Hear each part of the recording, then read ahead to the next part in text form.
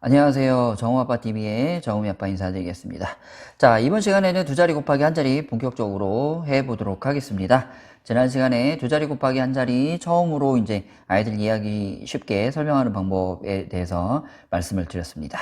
그래서 예를 들어서 70 곱하기 7이라는 곱셈이 있을 때는 70은 7 곱하기 10이니까 7 곱하기 10, 그 다음 곱하기 7, 요거를 10과 7을 자리를 바꿔서 7 곱하기 7 곱하기 10 이런 식으로 곱셈의 교환 법칙을 이용해서 설명을 하면 아이들이 자 쉽게 두 자리 곱하기 한 자리에 이제 입문을 이제 하게 된다. 그렇게 말씀을 드렸고요. 이번 시간에는 이제 한 단계 더 나아가서요. 몇십 몇 곱하기 몇 이렇게 되어 있는 곱셈을 한번 아이들에게 어떻게 가르치면 좀 아이들이 좀 이해를 잘하고 그 다음에 이제 곱셈에 좀 흥미를 갖게 될지 한번 같이 한번 연구를 한번 해보겠습니다. 자, 3학년이 되어서 세로 셈, 곱셈을 배울 때요, 아이들이, 조금 어려워하는 경향이 좀 있어요. 왜 그러냐면, 곱셈이 덧셈으로 되어 있다는 거를 인식을 좀 하기 전에 기술적으로 세로로 곱하고 올리고 또 다시 곱하고 더해서 밑에다 쓰고 하는 것들을 이제 기술적으로 가르치거든요. 자, 그러면 아이들이 이해를, 잘할 것 같고 아주 간편하게 할 것 같은데요. 의외로 어려워하는 아이들이 굉장히 많아요. 근데 그 어려워하는 아이들의 공통점이 뭐냐면요. 왜 그렇게 해야 되는지 이유를 모르고 그냥 시키니까 그냥 하는 아이들이 좀 많이 있습니다. 예, 그래서 제가 좀 어린 아이들 좀 가르치면서 고민을 좀 하다가 이렇게 세로 셈 곱셈이 아니라 가로로 되어 있는데 왜 그런 곱셈이 나오는지 원리적으로 설명을 하고 나서 가르쳤더니 아이들이 훨씬 더 이해를 잘하는 거를 제가 경험을 했어요. 그래서 세로셈, 곱셈을 본격적으로 가르치기 전에요. 가로로 이 곱셈이 어떤 원리를 가지고 있는지를 먼저 설명을 합니다.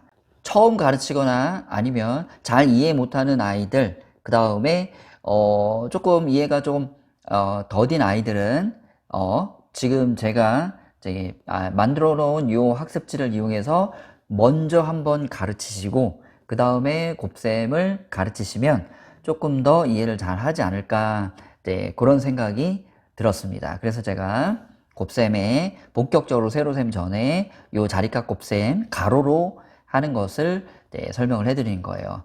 자, 수학적인 단계로 보면 지금 뒤에 나와 있는 학습지에 나와 있는 수학적인 방법으로 보면요. 중학교 과정에 나와 있는 곱셈의 분배 법칙 내용입니다. 사실은. 네. 그래서 어떻게 보면 별로 그렇게 쉬운 내용은 아니에요. 예. 쉬운 내용은 아닌데 어떻게 또 생각을 하면요.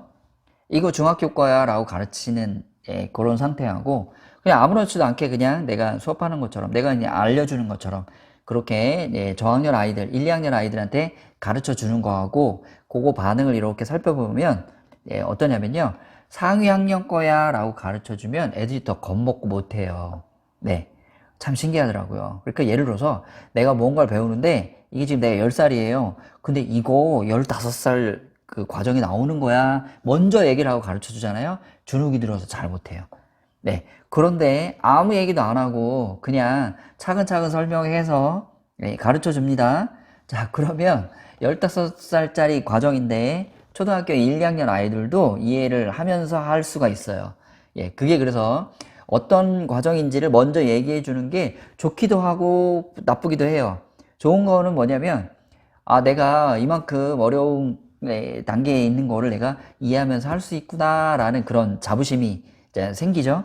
예. 근데 나쁜 점은 뭐냐면, 오히려 그것 때문에 어려운 거니까 나는 그 나이가 안 됐으니까 잘 못하는구나. 나는 당연히 못할 거야. 이렇게 조금 위축되는 것도 있어요. 그래서 그거를, 제 개인적인 생각에서는 먼저 몇 학년 거야, 무슨 과정이야, 이렇게 얘기를 해주지 마시고요. 처음에는 그냥 설명으로 먼저 해주세요. 차근차근, 조곤조곤. 이해를 잘 못하면 다른 방법으로 또 해서 설명을 해주시고, 그 다음에 아이가 제대로 이해를 해서 이제 막, 잘 합니다. 그러면 그때 얘기를 해주세요. 사실은 이 내용이 중학교 1학년 수학에 나와 있는 분배 법칙에 관한 내용이다. 네, 그래서 어려운 거지만 너는 잘 이해하고 하니까 수학에 관심도 많고 그 다음에 즐기면서 할 수 있겠구나 이렇게 격려를 해주시면 아이들이 좋아해요. 자, 오늘 이제 두 자리 곱하기 한 자리 곱할 때 이제 기본적인 거는 그래요. 몇십 몇 곱하기 몇이잖아요. 그럼 이 몇십 몇을 기본적으로 몇십과 몇으로 쪼갭니다. 자, 위에 뒤에 얘가 나와 있죠. 23 곱하기 8이에요. 두 자리 곱하기 한 자리죠. 과정상으로 3학년입니다. 자, 근데 1학년짜리 이해시킨다고 하고 제가 한번 설명을 해볼게요. 자, 23 곱하기 8이 나와 있네. 곱하기는 더하기인데. 그럼 23을 몇 번 더하는 거야? 그러면 23을 8번 더하는 거예요. 이렇게 나오면은 다 된 거예요. 네. 그러면 23을 8번 더하는데 8번을 더하려고 그러면 얼마나 불편하겠니? 너무 복잡하고 불편하고 더 큰 수가 나오면 더 힘들겠지? 네, 그렇게 얘기를 하죠. 그러고 나서 이제 요 덧셈을 좀 편리하게 하려고 이제 우리가 구구단을 배웠잖아. 좀 곱셈으로 간편하게 하려고. 그렇게 해서 23 곱하기 8을 할 건데 그럼 가만히 생각해 보자. 23이잖아. 그지? 그러면 20도 있고 3도 있는 거지. 그리고 내가 만약에 주머니에 과자가 23개가 있다. 그러면 20개 있고 3개 더 있는 거니까 10의 자리로는 2개가 있고 그 다음에 1의 자리로는 3개가 있네. 자, 그러면 23개가 들어있는 주머니가 8사람 있다고 생각을 해보고 그걸 개수를 다 센다고 해보자. 그러면 이제 체감을 하죠. 아이들이 큰 수를 예를 들어서 막 그 상황을 떠올려가지고 얘기를 해주잖아요. 그러면 아이들이 놀래요. 일단은 겁을 먹어요. 왜냐하면 그걸 다 더하려고 하면은 사실 불편하거든요. 그죠? 그렇게 해서 이제 곱셈이 필요하다는 거를 얘기를 해주죠.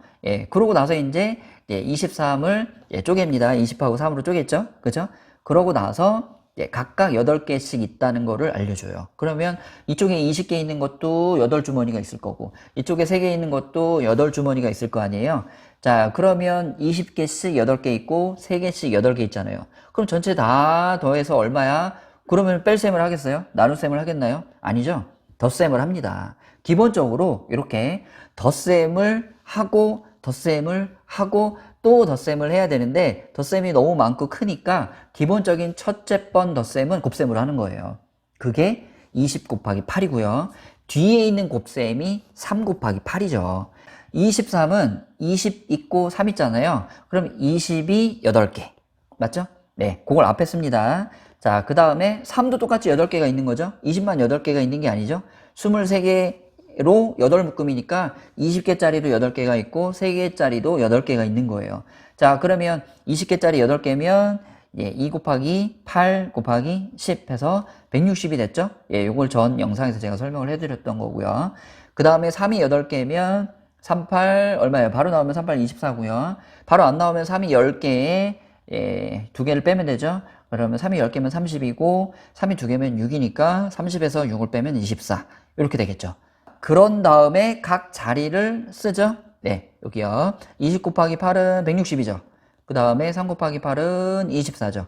그런 다음에 다시 160과 24를 더해주면 184라는 답을 얻습니다. 자, 19 곱하기 7 보이시죠? 네, 요거 한번 해볼게요. 19는 10하고 9하고 있는 거죠?